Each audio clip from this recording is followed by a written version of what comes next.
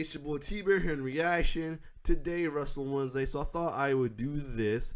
Now, I originally had an idea to do this and then watch a episode involving this wrestling company right here. But with Apex Predator Series throwing a lot of videos, I ain't gonna have time to throw that in. Maybe. But possibly what I might do it, maybe sometime as a leftover day, or extra day or not. But either way. So I was trying to look at a video, seeing as the best of a story about this wrestling company, because we've seen it recently on a lot of videos as a lady, mainly from BWJ videos, and this is Wrestling Society X. Those who are not familiar with Wrestling Society X, it was a company, it was a wrestling program they had on MTV. I'm not kidding. They had it on MTV, featured a lot of veteran wrestler as well as well-known up-and-coming indie wrestlers too. Some of them who are now big-time wrestlers in their current companies. One of them, including currently the one of the top WWE superstar, you know, Hill, Seth freaking Rollins, back to he's known as Tyler Black, and many others too. So without further ado, we'll check out the complete history of Wrestling Society X. And Wrestling Society, the thing about Wrestling Society A, it was like what Lucha Underground would become later on as well too. It was like Lucha Underground before Lucha Underground had over the top storyline, dramatic storyline, over the top graph, over the top effects with hardcore moments right there. If you saw one of the I think it was a Trying to Winch videos, dude fall into an electrified coffin with a bunch of sparks of over the top extra effects, sparks coming out and everything. That was like TV graphics as well too.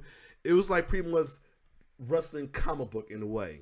But other than that, let's check out the complete history of Wrestling Society X from the one and only Cultaholic Wrestling. Let's get it. Wrestling is inherently bollocks. It's grown-ups in fancy costumes pretending to hit each other. It's conflict resolution through the art of panto in pants. It's emotional turmoil with chair shots. Now, you may disagree. You're probably logging onto your Twitter burner account right now so you can DM me threats to come to my house and steal all of Pablo's Dreamies, you absolute monster. Pump the brakes, though, because here's the thing. I love that wrestling is inherently bollocks. When you lean into the stupidity of what the squared circle stands for, you open your mind to endless possibilities and wonderful stories. Why resolve conflict with an armbar when you can do it with an exploding cage? Why treat emotional turmoil with chair shots when you can use a barbed wire coffin? These questions were asked in 2006 and led to the birth of a wrestling promotion that exploded onto the scene, caused eruptions across the industry, and left scorch marks on our hearts. My name is Tom Campbell from Cultaholic Wrestling, and this is the history of Wrestling Society X. Yes. You see, there you go. You see him. There you go.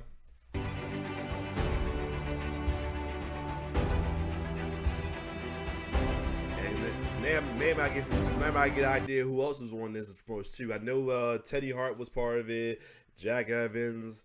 I'm talking about as far as the upcomers and up-and-comer indies. Jack Evans, Human Tornado was part of it as well too. And the veteran I remember was definitely was X-Pac, you know, as 6-Pac then, Just Incredible, Juice Maceda, Vampiro, and New Jack. But I'm trying to remember. But oh yeah, I forgot the other upcomer was Matt Sydal, aka Evan Morin. And it's pretty more some more will come to mind once this video goes along.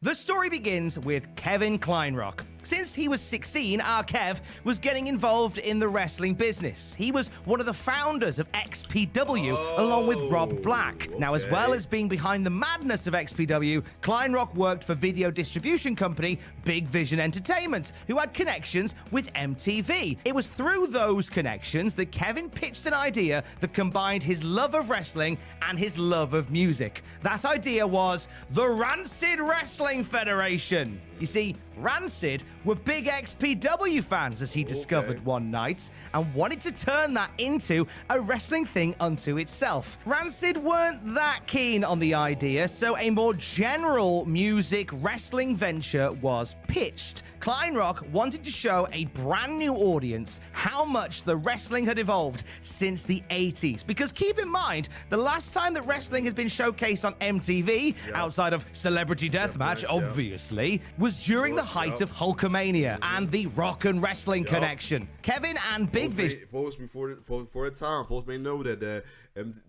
actually had WF on MTV at one point, and not to mention that he failed to mention a couple of the halftime. I think the halftime Sunday halftime heat was on MTV as well too. If I recall, if I could be wrong, but I definitely remember a couple times they had like halftime, they had like a couple wrestling WE stuff happened on halftime of the Super Bowl as well too. I think halftime heat was on. And matter of fact, I'm tripping. Oh yeah, and WE Tough Enough. I think it might be before Tough Enough. I could be wrong. No, it's after. They had WE Tough Enough and Sunday Night Heat was on MTV for a good minute. Can't forget about that. Wanted to prove that whilst rock and wrestling was still very much an item, they'd grown away from the prayers, trainings, and vitamins of 2 decades before, brother. MTV, who were looking for new shows to attract a male audience, loved the pitch from Big Vision and greenlit a pilot to be filmed for the show that would become known as Wrestling Society X. Now, the pilot would subsequently become 10 30-minute action-packed episodes. Yeah, and they had musical guests. Yup. I'm glad watching and rewatching and reminded. They had musical guests. Yeah. That featured high-octane grappling action and musical guests every single week. It all felt very rock and wrestling, but for the 21st century. MTV wanted a wrestling show that you couldn't get anywhere else. Something wildly different to what WWE was all about. In a development meeting, Kevin spoke to MTV execs about some of the crazy deathmatch wrestling from Japan. Exploding steel cage matches and piranha pool death matches. The MTV... Hey, yo, piranha pool deathmatch. Shit. Japanese version is wild. I tell you, I knew it was wild, but Jesus. Folks loved the sound of wrestlers hoying each other into water filled with hungry, bitey fish and said, "We want stuff like that every single week." Kevin, a classically trained wrestling fan, said that these would be matches that they should build up to, but MTV wanted none of that. It was too late. They wanted explosions and chaos from the off. I imagine the next meeting was with their marketing department pricing up 10,000 Wrestling Society X branded cuddly piranhas. They did somewhat compromise, agreeing to bi-weekly explosions and deathmatch nonsense. That's some firm bargaining, that is. Now, the main concern from higher-ups at MTV was about kids watching the show and trying to replicate what they saw in the ring. This was something that was a constant concern for WWE, hence why they ran those ads all the time saying, "Don't try this at home, please leave the danger to us," etc. So whilst the remit was to make this outrageous, over-the-top wrestling show, there were certain lines they couldn't cross. If a stunt could be recreated at home, then it couldn't be created in Wrestling Society X. Imagine some of the conversations backstage. "Can I use a steel chair in this match, boss?" "No, steel chairs are on the banned list. Powerbomb the lad onto those thumbtacks instead." "Oh, can I hit him in the back of the head with this kendo stick?" "Absolutely not. Just stick to pile driving him into the coffin. We are not animals." It got even more ridiculous in the editing room, believe it or not. Most matches were boiled down to high spots, big moves, and outrageous finishes. MTV bosses didn't want any violence that could be easily recreated by fans. And they mean any violence. So, as well as being almost completely shot of chair shots, the majority of punches, kicks, headlocks, and most rest holds in general were cuts from the end product. So if you wondered why some of these matches had such a strange flow to them, well, now you know. Let's rewind slightly and introduce you to some of the throwers of these now Spirited Away strikes. Kleinrock had well-established wrestling connections and was keen to showcase a cross-section of former XPW talent that he'd worked with, like Johnny Webb and Chaos, veteran stars who would fit the aesthetic, like Vampiro, Sean Six-Pack Waltman, and New Jack, and high flyers from the Midwest, guys like Jack Evans, the Human Tornado, and Matt Sydal. MTV, who wanted as much control as they could over their shiny new wrestling league, vetoed a few of Kleinrock's hirings early on. New Jack was seen as a liability for MTV. I mean, they're not wrong. Chris Hamrick was considered too old as well. Thankfully, they didn't run their red marker pen of doom through too many of other suggestions from Kevin and the team. A few notables who rocked up on Wrestling Society X included future WWE Cruiserweight Classic winner TJP under the mask of Puma, Dragon Gate stars Horiguchi and Yoshino, the latter being Dragon Gate's second ever Grand Slam champion, Ricky Banderas, aka TNA's Judas Mesias, and Lucha Underground's Mil Muertes, and he's Mil Muertes now. Wow, I never knew that. Wow. So he's Mil Muertes now. Wow. TNA's Judas Mesias and Lucha Underground's Mil Muertes, and current AEW star and one half of Men of the Year, Scorpio Sky. Nice. Actually, talking of AEW stars, there was one particular wrestler that jumped out by the name of Matt Classic. He had been frozen in ice and thawed out into a wrestling world that he did not understand. He had a passing resemblance to Colt Cabana. Nudge, nudge, wink, wink. Oh, and we have to mention Emo Tag Team Do It For Her. Jimmy Jacobs, who was making waves on the indie scene, was put with fellow scene standout Tyler Black. Kleinrock had said in multiple interviews that there was something special about Black at this early point in his career, even predicting that he would go on to hold the WWE Intercontinental Championship. Good predictions.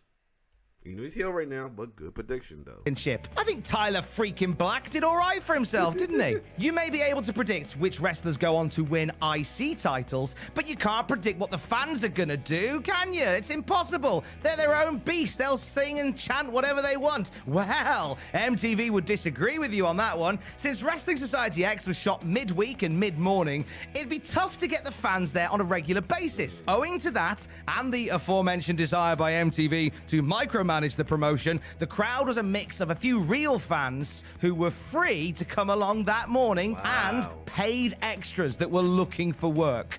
So if you wondered why some of the fans looked much more attractive than your standard wrestling show, well, now you know. Wrestling Society X premiered on Tuesday, January the 30th, 2007. It aired at 10:30 p.m. as part of a block of new blokey programming for MTV. The WSX guys didn't mind where the show ran, but were pretty adamant that Tuesday night was the wrong night.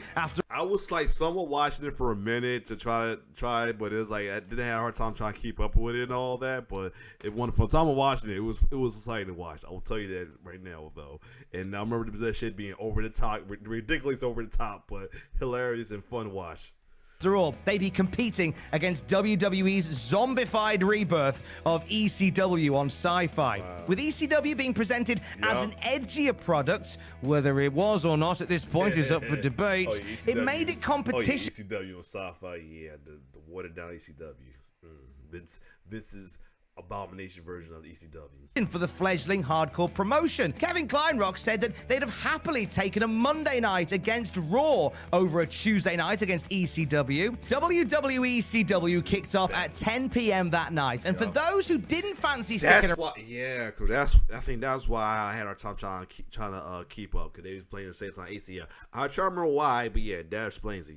Around to watch Bobby Lashley defending his ECW title against Test, they could switch over to MTV at half past and were treated to 30 minutes of the wrestling equivalent of a fever dream. We are welcomed to the wildness by the voice of XPW Chris Kloss and stand-up comedian Brett Ernst. Hey, isn't that Louie from Cobra Kai? Yeah, I'm about to say, right? So it is. Within 30 seconds, we met Fabian Kalen, the master of ceremonies, screaming and bouncing around the ring with all the energy of a 5-year-old off his bin on cake at a birthday party. He promised that Wrestling Society X would begin not with a whimper, but a bang, as the 4 turnbuckles exploded with flames. If you weren't awake before, you were now. Shortly afterwards, guitarist Zakk Wylde rocked up at Wrestling Society X's proverbial House of Doom to do guest commentary, like you do. So every week we would see different stars of the music world doing color commentary. Yeah, that was another thing. Yup.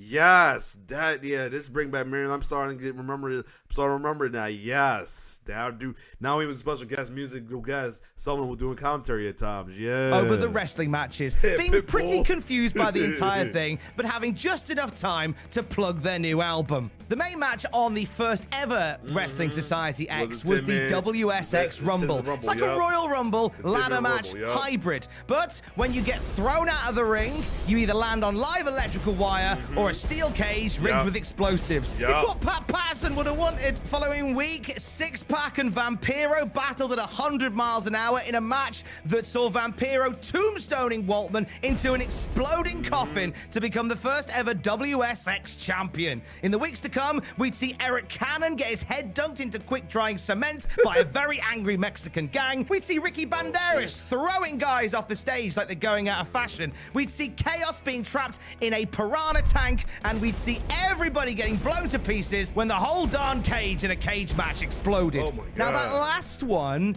you may have only seen if you'd bought Wrestling Society X on DVD. You see, the show got pulled before the first run of episodes completely saw the light of day. Kevin Kleinrock discovered the show had been cancelled when he read PW Insider one morning and saw an exclusive report stating that Viacom had seen enough exploding rings for one lifetime on MTV and they were pulling the plug. He made a quick call, did Kevin, to confirm that the show was indeed going away, and indeed it was true. Plans for Wrestling Society X to be metaphorically blown up, and all hopes of a second go-around and a touring brand went with it. Now, the urban legend says that the cancellation of Wrestling Society X came down to one particular high-risk spot that put the fear up of MTV. It was just a few weeks into the show's run when Vampiro was blasted by Ricky Banderas with a fireball in a spot that nearly went disastrously wrong. Instead of lighting a few pieces of flash paper, Banderas lit several books of the stuff, causing a whopping great blast that saw Vampiro's hair momentarily catch fire. MTV did not want this pyromaniacal portion of the program presented, and they wanted special effects to be laid over the top to make it look like Vampiro had been, and this is apparently the words of the MTV executive, being hit by a laser beam instead. I knew it was over top, but they was doing too much right there. Oh my God. Not Doom, MTV. The resulting After Effects made it look, well, not like a laser beam. It just looked like somebody had used the smudge filter on Photoshop several times over. The story went that this was the final straw for MTV, who, even after banning punches and steel chairs, just didn't want to take the risk on running the wrestling any longer. That's the urban legend anyway. The real reason is far more dull. The ratings just weren't good enough. People weren't tuning into that block of MTV tapings as much as MTV and Viacom had hoped, with wrestling fans opting to stay with ECW on Sci-Fi or... And I'm at fault of that too. I'm at fault of that too, because I said it was too much going on ECW. Because, you know, ECW stuff was entwining with Raw and SmackDown as well too. Like, you hear the storylines, so you had to sometimes, so you had to catch up with the storylines and stuff. So yeah, I feel bad myself that, but I'll talk to you about this after I finish. Literally go anywhere else. The figures not quite reaching the numbers MTV were hoping for, plus their increasing reservations about wrestling in general, saw Wrestling Society X end not with a bang, but a whimper. So what is the legacy that Wrestling Society X leaves behind? Well, from a production standpoint, it offered up plenty of inspiration for what Lucha Underground would become. Some of the faces from Wrestling Society X would even find themselves in the temple during that show's run, with wrestling still finding its way out of the no man's land that followed the Monday Night War. the MTV experiment, whilst not successful, proved that passion was still there for a new wrestling product. It also didn't hurt to give talented wrestlers a platform the size of MTV either. Some, from here, would take great strides in their own careers and burn it down on much larger stages. Seriously though, what did happen to Tyler freaking Black? Despite the silliness, despite the over-the-top delivery, despite the fact that it's been well over 10 years since it barely finished its first season, we are still talking about Wrestling Society X even to this day, because it is a handy, friendly, contemporary reminder that wrestling is inherently bollocks. All right, cool. So there you have it. So, yeah. Good to watch this video, though. Like I say, brought back memories of me when I did actually watch it for a while. But I feel like I was part of that declining view as well, too. Because, like I said, the fact that it was pulling on the same time as ECW wasn't a good move. Because ECW, even though ECW wasn't the ECW we was used to, it still was interesting to watch, though. It was still WWE. You still had to watch. Still was good to watch, though. But that being said, me reacting to this, I'm gonna let you know that going forward, if I have some time, even if I gotta make time on Wrestling Wednesday, I was gonna try to do it today rather than this, but Apex Predator had a lot of videos dealt with that. But going forward, I'm gonna test. I'm gonna do one video first to see if it gets. Hopefully, if it doesn't get copyright, take it. Only get copyright blocked. As long as if it only get demonetized, don't get blocked or worse, get copyright strike. It's gonna be my new Wrestling Wednesday thing, because the episodes of them are not that long. If I can recall, if I'm looking at it right now, the episode's not that long, so it'd be a good one. It's just as long as some of these videos, especially Apex Predator video. So other than that, that will be going forward. There's chances I might start doing Wrestling Society X videos on Wrestling Wednesday. Other than that, still, if you like my reaction to this important history of Wrestling X, Society X, like, share, subscribe to my YouTube channel. It's your boy T-Bird signing off. One love.